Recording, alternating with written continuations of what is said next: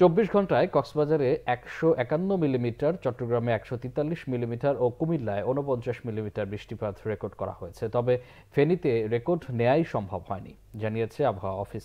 আগামী ৭২ ঘন্টায় বৃষ্টি কমার কোনো সম্ভাবনা নেই, তবে ২৬ অগাস্ট থেকে বৃষ্টি কিছুটা কমতে পারে বলে জানানো হয়েছে। এদিকে আপাতত ভারী বৃষ্টির শঙ্কা না থাকায় ২৪ ঘন্টায় বন্যা পরিস্থিতির উন্নতি হবে বলে জানিয়েছে বন্যা পূর্বাভাস ও সতর্কীকরণ কেন্দ্র।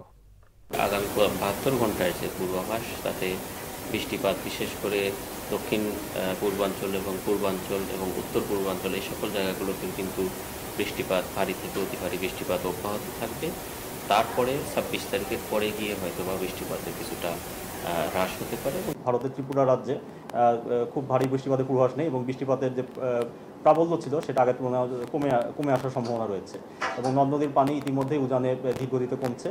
তো সামগ্রিকভাবে আমরা এর ফলে আশা করছি যে আগামী ২৪ ঘন্টায় বন্যা পরিস্থিতি এসব অঞ্চলে বন্যা পরিস্থিতির উন্নতি হবে এবং যেহেতু এই নদীগুলো আকস্মিক বন্যাপ্রবণ নদী, সেহেতু পানি দ্রুত গতিতে হ্রাস পাওয়ার সম্ভাবনা রয়েছে এবং এর ফলে আগামী ৪৮ ঘন্টার মধ্যে অনেক স্থানে, এই আক্রান্ত স্থানগুলোর অনেক স্থানে পানি বিপদসীমার নিচে নেমে আসতে পারে।